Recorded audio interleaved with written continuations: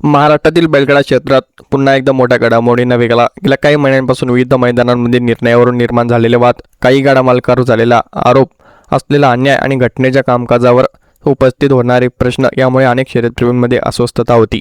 आता या पार्श्वभूमीवर काही ज्येष्ठ गाडा मालक आणि कार्यकर्त्यांनी एकत्र येत नवीन संघटना उभारण्याची घोषणा केली। या नव्या संघटनेचे मुख्य उद्देश कोणत्याही गाडी मालकावर अन्याय होऊ न देणे, निर्णय प्रक्रिया पारदर्शक ठेवणे आणि सर्व शेतकरी व बैलगाडा मालकांना सन्मान मिळवून देणे हा असल्याचं सांगितलं जात आहे।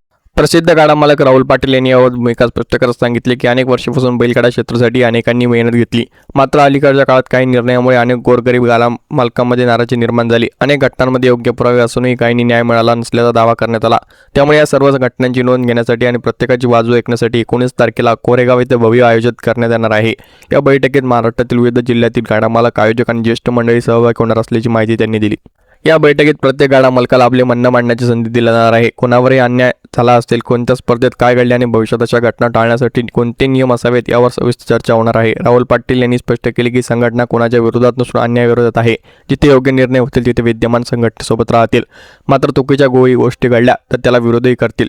त्यांचा भर हा संघर्षापेक्षा संवादावर आणि एकोप्यावर असल्याचं त्यांनी सांगितलं। या चर्चेदरम्यान आणखी एक महत्त्वाचा मुद्दा उपस्थित झाला। बैलगाडा क्षेत्र उभे करण्यासाठी केवळ 2-4 व्यक्तींनी नव्हे तर संपूर्ण महाराष्ट्रातील हजारो शेतकरी, चालक, गाडा मालक आणि कार्यकर्त्यांनी योगदान दिले। त्यामुळे कोणताही निर्णय काही मोजक्या लोकांनी न घेता समितीतील सर्व सदस्यांनी एकत्र बसून घ्यावा अशी अपेक्षा त्यांनी व्यक्त केली। संघटनेचे आर्थिक व्यवहार, निर्णय प्रक्रिया आणि जबाबदारी या सर्व गोष्टी पारदर्शक असाव्यात, तसेच प्रत्येक वर्षी सदस्यांना संपूर्ण हिशोब दिला जावा अशी मागणी त्यांनी केली। राहुल पाटील यांनी स्पष्ट केले की नवीन संघटना कायद्याच्या चौकटीत राहून स्थापन केली जाणार आहे।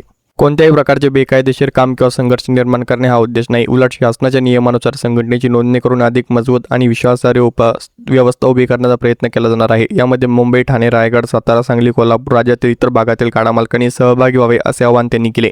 शेवटी त्यांनी बैलगाडा क्षेत्रातील सर्वांना एकतेचा संदेश दिला। सोशल मीडियावरील वाद, आरोप प्रत्यारोप आणि वैयक्तिक टीका टाळून शेतकरी, गाडा मालक आणि बैलगाडा संस्कृतीचा जतनासाठी सर्वांनी एकत्रित काम करण्याची गरज आहे। त्यांच्या मते मतभेद असू शकतात, पण ते संवादातून सोडवले गेले पाहिजेत। महाराष्ट्राच्या परंपरेशी जोडलेल्या या खेळाचं भवितव्य मजबूत करण्यासाठी प्रत्येकाने सकारात्मक भूमिका घ्यावी अशी अपेक्षा त्यांनी व्यक्त